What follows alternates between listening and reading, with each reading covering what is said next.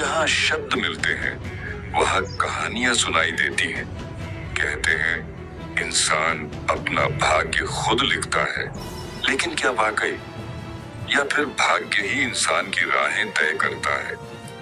यह कहानी है चित्तरंजन दास की, एक ऐसा नौजवान जिसने गरीबी से लड़ने का संकल्प लिया, अपनों के लिए सब कुछ छोड़ दिया, लेकिन क्या वह अपने भाग्य को बदल पाया? यह कहानी काल्पनिक है, लेकिन समाज की सच्चाइयों से प्रेरित। लेखक केदारनाथ भारतीय। कर्म और भाग्य की लड़ाई आज चित्तरंजन दास की संघर्ष गाथा भाग 5। पिछले भाग में आपने देखा कि वर्षों से अधूरी प्रेम कहानी को पूरा करने में चित्तरंजन दास सफल हुए। रवि सर की शादी उनकी ही सेक्रेटरी मोना मैम से हुई और इस सुखद मिलन का श्रेय भी कहीं न कहीं चित्तरंजन दास को ही जाता है। अब तक सब कुछ सुंदर और संतुलित ढंग से चल रहा है, एक नई शुरुआत नए विश्वास के साथ। अब आगे सांसारिक भवसागर के असीमित एवं अकूत जल राशि में गोते लगाते हुए वह समय रूपी पंछी अपने दोनों पंखों को फड़फड़ा कर सारी सृष्टि को भिगोते हुए अपने गंतव्य पथ की ओर इतुत निहारते उड़ा जा रहा था। इधर रवि सर की शादी के 3 वर्ष बाद मोना मैम से एक बहुत ही खूबसूरत बच्चे का जन्म हुआ, जिसे पाकर रवि सर ईश्वर को धन्यवाद देते हुए फूले नहीं समाये थे। उस दिन भोर के 5 बजे से लेकर सुबह के लगभग 7 बजे तक खूब मांगलिक कार्यक्रम एवं सोहर गीत हुए थे। नर नारी ढोल और ताशे बजा बजा कर खूब नाचे गाए थे।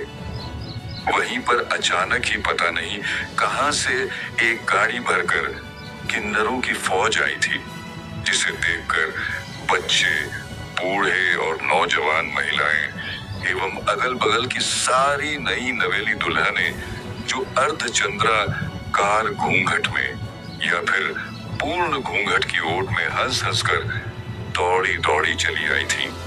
किन्नरे अपनी अपनी हथेलियों को पीट पीट कर खूब ठुमके लगाई थी।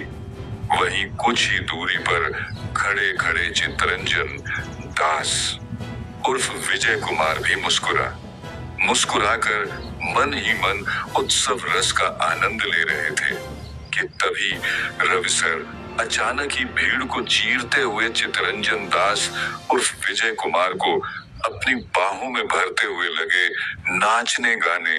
ऐसी थिरकन, ऐसी नाचे शायद ही किसी ने कभी देखा हो। चारों तरफ से लोग वाह वाह कर रहे थे। रवि सर को उस समय खुशियों का ठिकाना नहीं था। वे नाचे गाए जा रहे थे। भीड़ उन्हें देख देख कर खूब तालियां बजाए रही थी। भला एक वृद्ध पिता को इससे बड़ी खुशियां और क्या हो सकती है, जो अपनी उम्र के जर्जर ढलान सीढ़ी के नीचे उतरते हुए उन्हें जो एक पुत्र रत्न की प्राप्ति हुई थी, क्या वह ईश्वर का दिया हुआ एक वरदान नहीं कहा जा सकता? उनके दरवाजे पर आज असहाय गरीब महिलाएं, पीड़ित और भिक्षुक सभी पधारे हुए थे। नौन धोबिन, पनिहारिन और वृद्ध काय विधवाएं भी वहां पहले से ही पहुंची हुई थीं। सब के सब आज बहुत ही खुश थे। सभी के हाथों में कुछ न कुछ खुशियों के भंडार थे, जो कि चित्तरंजन दास उर्फ विजय कुमार के हाथों से उन्हें मिले थे। सभी उन्हें और उनके पुत्र रत्न को शुभकामनाओं सहित लंबी उम्र होने का आशीर्वाद दे रहे थे।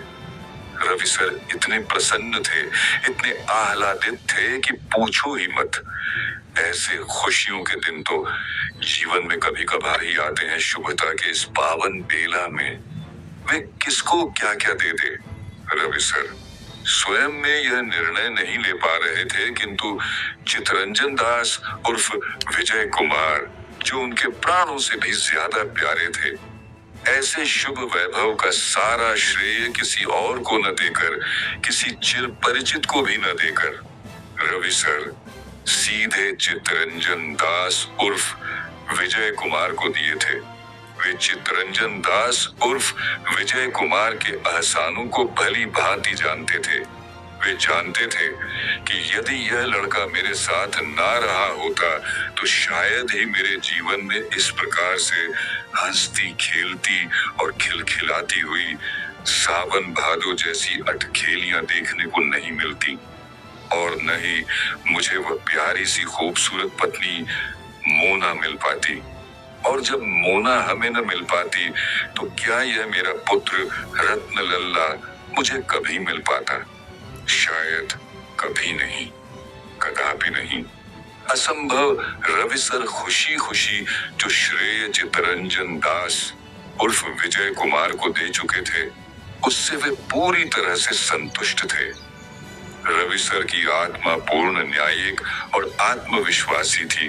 वे जो कुछ भी निर्णय लेते थे बहुत ही सोच समझ कर लेते थे।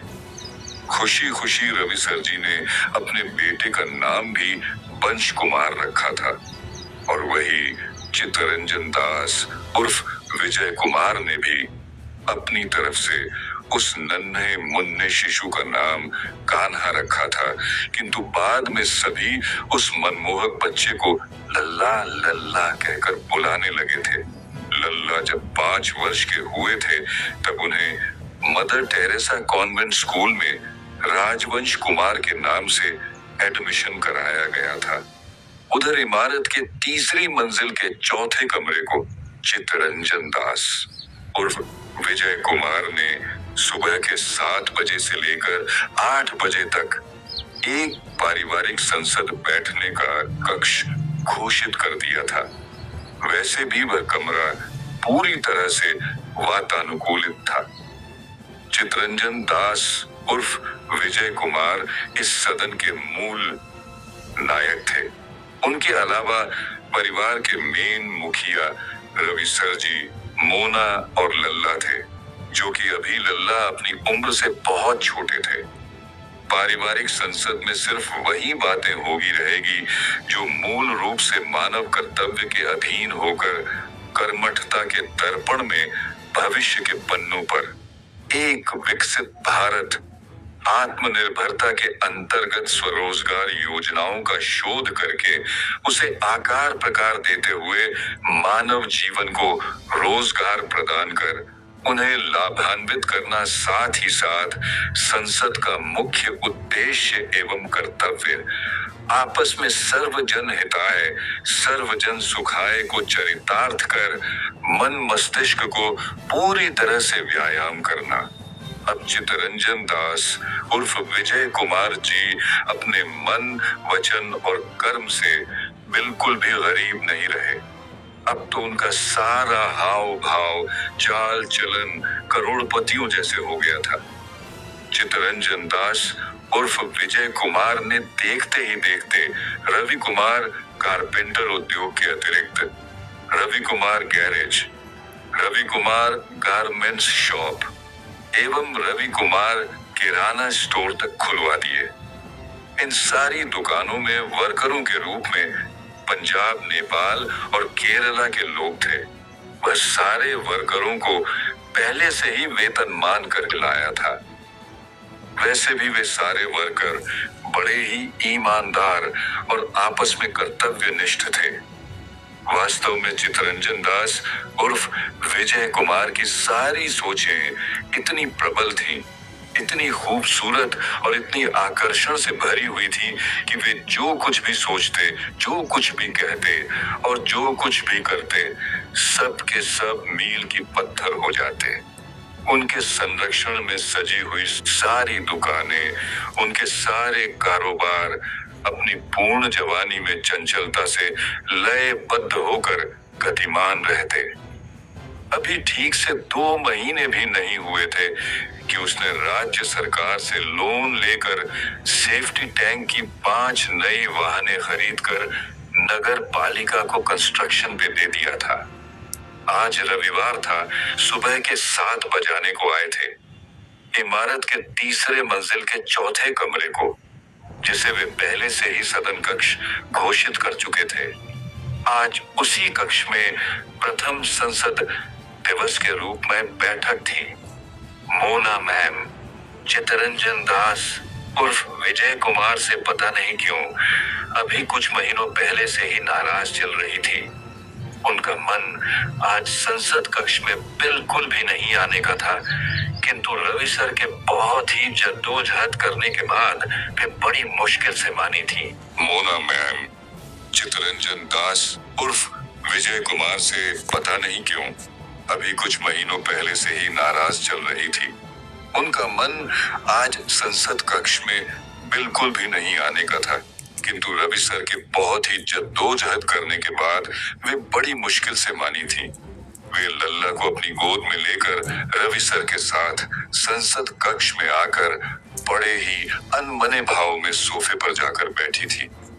बीच में सजा हुआ एक बड़ा ही खूबसूरत टेबल था, जिसके ऊपर एक रजिस्टर और एक पेन भी रखा गया था। मोना मैम का चेहरा उद्विग्न भाव में मुरझाया सा झुका हुआ था, किंतु रवि सर और लल्ला का चेहरा सुरम्य आभा में लिपटा हुआ सूर्य प्रकीर्णन के रंग में रंगा। टेबल के उस पार बैठे हुए चितरंजन दास उर्फ विजय कुमार को अपलक निहारे जा रहे थे कि तभी चितरंजन दास उर्फ विजय कुमार से रवि सर ने मुस्कुराते हुए पूछा, विजय बेटे, क्या तुम थकते नहीं हो? दिन रात काम में व्यस्त रहते हो।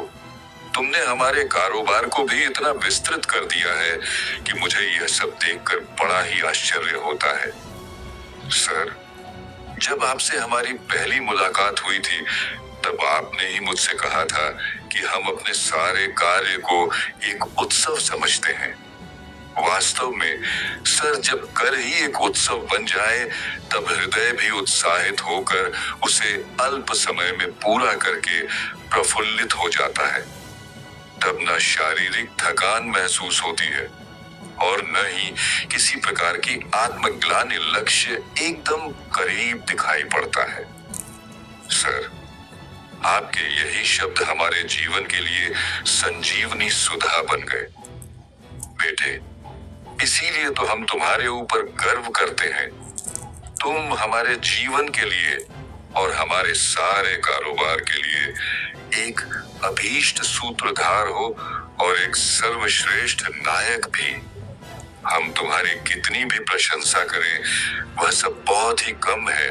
रवि सर ने अपने हृदय का उद्गार व्यक्त करते हुए चितरंजन दास उर्फ विजय कुमार को अपने आंतरिक केंद्र बिंदु से बार बार सराहना करते हुए आभार व्यक्त किए। सर, आप जैसे श्री राम भैया को पाकर, मोना जैसी सीता भाभी को पाकर हमारी सारी जिंदगी सफल हो गई। अब हमें किसी भी प्रकार की चिंता नहीं रहती। आप दोनों ही मेरे लिए परम पूज्य हो। सर, हमें आपसे जुड़े होने के कारण हमारी सारी की सारी जिंदगी स्वर्ग जैसी हो गई। अतः सर, हम आपकी बहुआयामी कार्य कुशलता की नींव को सच्चे हृदय से प्रणाम करते हैं। कहते हुए चितरंजन दास उर्फ विजय कुमार अपने दोनों हाथ जोड़ लिए थे। रवि सर मंत्र मुग्ध सी अवस्था में भावुक होते चले गए।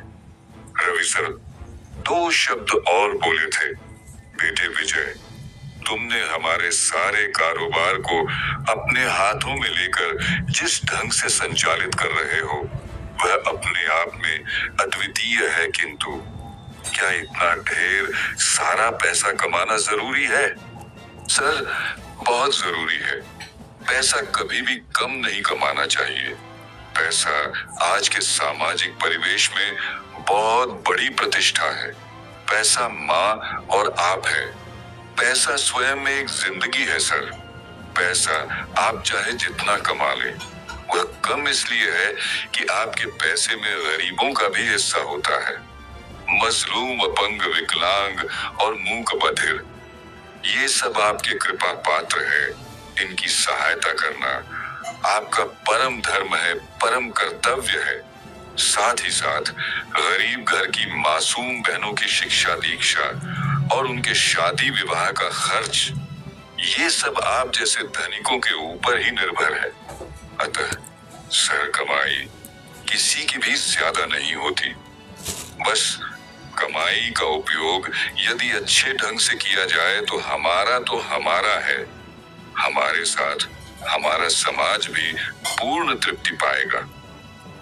एक बात और सर, जो लोग पैसा कम कमाते हैं दरअसल वे ही पापी होते हैं, क्योंकि जहाँ पैसा कम कमाया जाता है वहीं पर अत्यधिक कलह और पीड़ा होती है। गरीबी चुपके जाकर उनके घर के केंद्र बिंदु में अपना पैठ जमा लेती है। इसलिए सर, पैसा सबको कमाना चाहिए। किंतु तभी मोना मैम ने अपने सोफे से उठते हुए बोली, देखिए, अभी अभी मेरे सर में दर्द होने लगा है, मैं अपने कमरे में जा रही हूँ। रवि सर ने मोना से विनती करते हुए बोले, अभी अभी तो आप कुछ समय तक बिल्कुल ठीक थी, किंतु अचानक आपके सर में दर्द। प्लीज रुक जाओ, बस 8 बजाने वाले हैं, क्योंकि यह सदन आज प्रथम दिवस का साक्षी है, इसे पूरा सुनकर ही जाएं। मोना मैम को ऐसे लगा जैसे कि मैं झूठ बोल रही है। रवि सर मेरे सर दर्द को मेरा एक बहाना मान रहे हैं, फिर भी वह बोली, ठीक है, यदि आप कहते हैं तो मैं रुक जाती हूँ। मोना मैम सोफे पर पुनः बैठती हुई बोली कि तभी बड़ी देरी से चुप बैठे लल्ला ने अपनी तोतली भाषा में कुछ कहते हुए उठने लगे तो मम्मी मोना ने दुलार जताते हुए बड़े प्यार से पूछा, क्या बात है बेटा, ऐसे उठ क्यों रहे हो? मम्मी मुझे तो आपसे कुछ भी नहीं कहना है, मुझे तो सिर्फ पापा से और अंकल से कहना है। क्या बात है कान्हा? मेरे लल्ला चितरंजन दास उर्फ विजय कुमार ने बड़े अनुराग भरे लहजे में लल्ला से पूछा। अंकल, मुझे सूसू लगी है, मुझे सूसू कराओ न। चलो मैं चलती हूँ, धीरे धीरे तुम बड़े शैतान होते जा रहे हो, मोना मम्मी ने कहा कि तभी रवि सर ने मुस्कुराते हुए बोले, चलो बेटे, हम तुम्हें सूसू कराते हैं। ओह नो पापा, मैं आपके साथ भी नहीं चल सकता। क्यों? रवि सर ने कहा, क्योंकि अब हम बड़े हो गए हैं, आप दोनों से ही मुझे सू करने में शर्म लगती है, इसलिए जब आप दोनों मम्मी पापा मेरे साथ रहते हो ना, तब मेरी सूसू नहीं उतरती। लल्ला की तोतली भरी बातें सुनकर मोना मैम शर्माती और मुस्कुराती हुई अपने दोनों हथेलियों से अपने चेहरे को ऐसे ढक लिया जैसे कि उन्हें कोई देख न ले। चितरंजन दास उर्फ विजय कुमार ने मुस्कुराते हुए लल्ला को अपनी गोदों में उठाते हुए बाथरूम की ओर लेकर चल पड़े। कुछ दूर जाने के बाद लल्ला ने चितरंजन दास उर्फ विजय कुमार के कानों में फुसफुसाकर कहा, अंकल, अब मुझे यहीं पर उतार दीजिए, मुझे सूसुदी थोड़ी ही लगी है, मैं तो आपसे कुछ पूछना चाहता हूँ। आप बताइए कि क्या आप बाहरी हैं?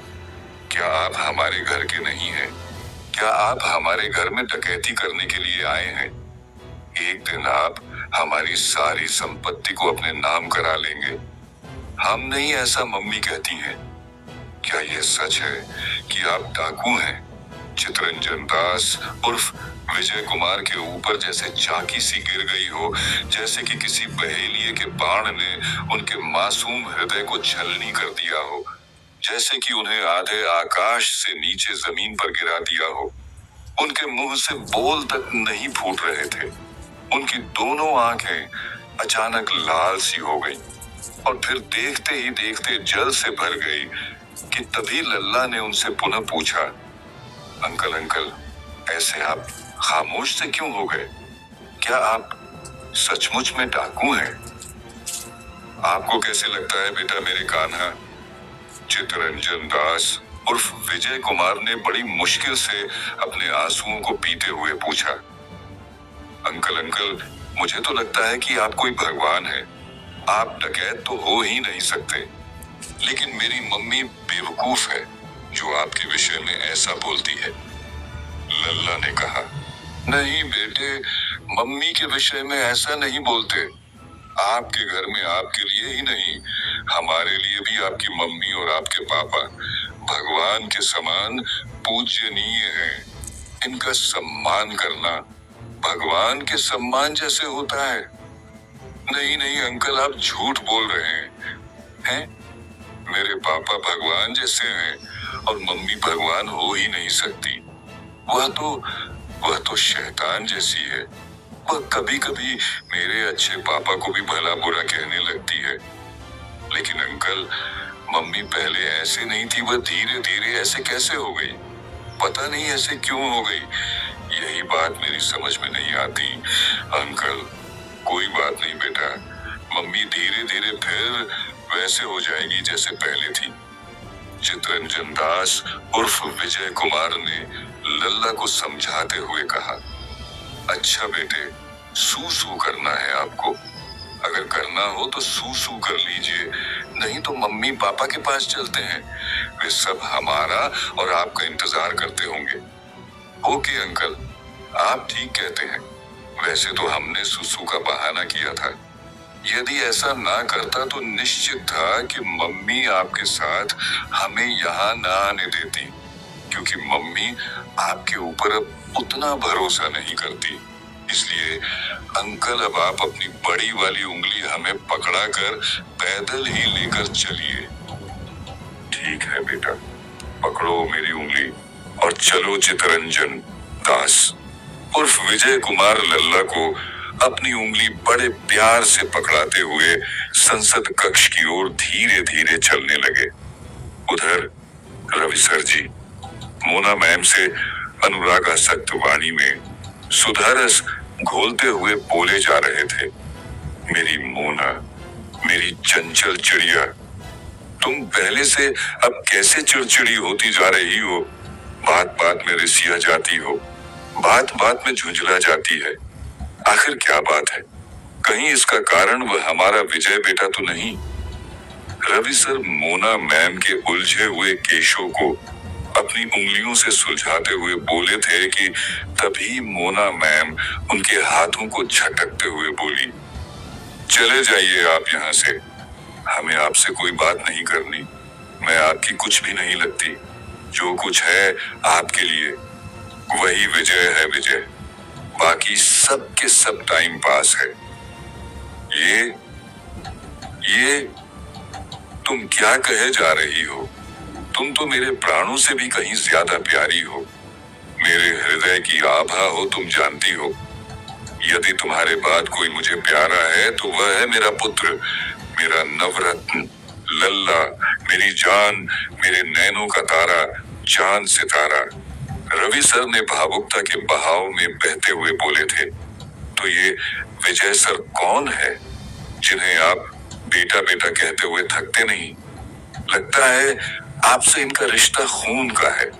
मोना ने रवि सर को अपनी पैनी दृष्टि से घूरते हुए बोली, विजय से मेरा एक मानवीय रिश्ता है, संयोग और एक सौभाग्य का रिश्ता है, जिसे हम आजीवन एवं आखिरी सांस तक उनके साथ निभाते रहेंगे। रवि सर के लहजे में सख्त चट्टान जैसी कठोरता थी। तो अपना लल्ला, इतना कहते ही मोना मैम चुप सी हो गई। तब रवि सर ने मोना के अधूरे शब्दों को पूरा करते हुए बोले, लल्ला तो अपना खून है, अपना रक्त है लल्ला। लल्ला हमारा और आपका एक मिश्रित स्वरूप है। वही तो अपनी पहचान है इस विशाल संसार में। हर एक की तुलना में अपना लल्ला सबसे सर्वश्रेष्ठ है। जब ऐसी बात है तो आप विजय सर को उनके घर क्यों नहीं भेज देते? आखिर उनका भी तो एक परिवार है, एक संसार है। बूढ़े माँ बाप हैं, धर्म पत्नी है, उनके खुद के 2 बच्चे भी हैं। इतना बड़ा पाप आप अपने सर पर क्यों बोझ बनाए हुए हैं? क्या इससे यह स्पष्ट नहीं होता कि आप कितने स्वार्थी हैं, कितने खुदगर्ज और मतलब परस्त हैं कि उन्हें रोक कर आप अपना स्वार्थ सिद्ध कर रहे हैं? ऐसे कब तक चलता रहेगा? नहीं नहीं, वह मेरे लल्ला जैसा है। वह राम है तो मेरा लल्ला लक्ष्मण है। मैं अपने जीते जी लक्ष्मण से अपने राम को अलग नहीं कर सकता। पगली, तुझे पता नहीं होगा हमने अपने विजय बेटे के लिए क्या क्या सोच रखा है। अगले वर्ष हम दोनों अपने गांव चलकर वहां की पुश्तैनी जमीन में एक बहुत बड़ा आलीशान मकान बनवाएंगे, जिसमें हम और तुम और अपना प्यारा लल्ला रहेगा। फिर यहाँ कौन रहेगा? मोना ने प्रश्न किया। तब रवि सर जी खुशियां जताते हुए मुस्कुराकर बोले, यहाँ पर अपना विजय रहेगा, वह भी अपने बूढ़े माँ बाप और बीबी बच्चों के साथ। नहीं नहीं नहीं, ऐसा कुछ भी नहीं हो सकता, कदापि नहीं हो सकता। असंभव असंभव असंभव। विजय यहाँ नहीं रहेंगे। उन्हें कल ही उनको उनके गांव भेज दीजिए। वह चीखते चिल्लाते हुए बड़ी तेजी के साथ गुर्राई थी। रवि सर अवाक से हक्के बक्के होकर उसे विस्फारित नेत्रों से आश्चर्यजनक भाव में देखते रह गए। वे अति संवेदना के दलदल में धंसते हुए बड़े ही विनम्रता से हिम्मत करते हुए बोले, तुम धीरे धीरे इतना क्रूर कैसे हो गई? पहले तो तुम ऐसे नहीं थी, अब कैसे होती जा रही हो? अरे, मैं अपने विजय से बहुत प्यार करता हूँ। मेरी जान है वह। मैं उसके बगैर एक पल भी जीवित नहीं रह सकता। मोना, जरा सोचो, यदि वह न रहा होता तो शायद तुम भी मेरे साथ न रही होती। वह हमारे तुम्हारे रिश्ते का जन्मदाता है। वह कोई विश्वात्मा के समान है। उसके प्रति इतना बड़ा घातक अनादर भाव रखकर जघन्य अपराध जैसा पाप कर्म मत करो मोना। तुम ऐसे निर्दयी की कैकेयी कैसे बन गई? तुम भली भांति जानती हो कि मैं विजय बेटे के बगैर नहीं रह सकता, नहीं तो मेरे प्राण पखेरु ही उड़ जाएंगे। मैं अपने विजय से अलग होकर एक पल भी नहीं जी सकता। कि तभी चितरंजन दास उर्फ विजय कुमार किसी हारे हुए जुआड़ी की तरह अपने लड़खड़ाते हुए कदमों से लल्ला को अपनी उंगली पकड़ाए सदन कक्ष में प्रवेश किया। वह वहां पहुंचते ही बड़े विनम्र भाव में रवि सर से बोला, सर, कल हम अपने गांव जा रहे हैं। वैसे भी हमारा और आपका कोई खूनी रिश्ता तो था नहीं, मात्र हम एक मानवता की डोर से बंधे हुए थे, जिससे हम और आप एक दूसरे के पूरक होते हुए रेन दिवस बाखूबी अपना धर्म निभाते रहे।